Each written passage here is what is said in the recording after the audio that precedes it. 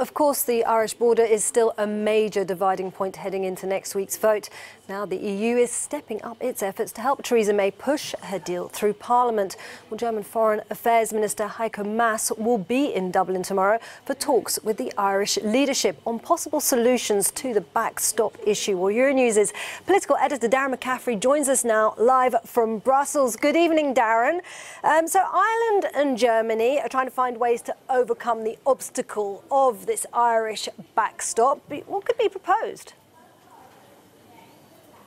Yeah, really interesting, isn't it, Isabel, that it is these two countries that, of course, seem to be doing some bits of bilateral negotiations between themselves to see if they can come up with a solution to this most vexed issue of the Irish border. It is, as you say, the issue that has dogged this process for the last 2 years or so. It is the reason, almost certainly, that Theresa May is likely to lose that vote next week unless something does change, not least of all because the Democratic Unionist Party from Northern Ireland, the party that supports her government, said that they will not support the current deal because of the backstop. Now, it is unsurprising, though, that Ireland potentially wants to find a solution.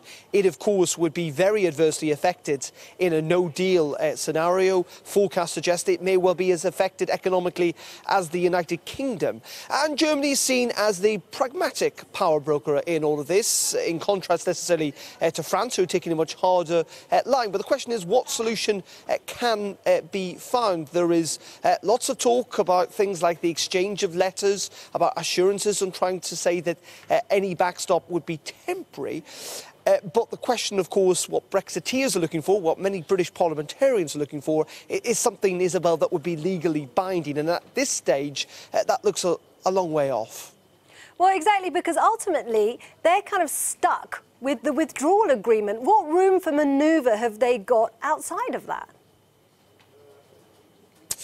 Yeah, indeed, and that is the big question. We heard from Theresa May, the British Prime Minister, today, suggesting that negotiations are ongoing on this, but we also heard from the European Commission reiterating yet again, over and over again, that the withdrawal agreement is not open to renegotiation. They are not going to start unravelling that withdrawal agreement as it stands, and that, as you say, leads to those questions about how much room do they really have, because ultimately, of course, the withdrawal agreement is legally binding and does make it clear that the backstop would come into place and that it is not time limited, and also the UK cannot unilaterally withdraw from it. So whether there can be these reassurances given, whether, as I said, there are suggestions that Brussels could write a letter to London suggesting that they do simply want this to be temporary, whether that will be enough for Theresa May, it seems at the moment unlikely, unless it would be legally binding. And if it is legally binding, the suggestion, of course, is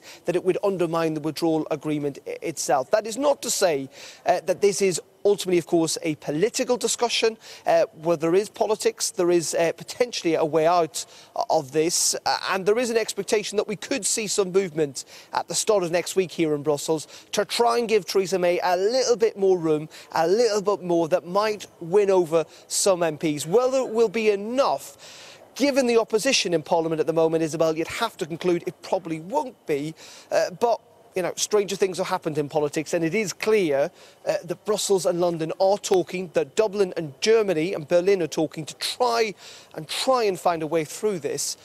Whether it'll be enough, as I say, well, we'll have to wait until the vote. What's scheduled for next Wednesday? That's right, Darren. Well, thanks so much, Darren, in Brussels for us there.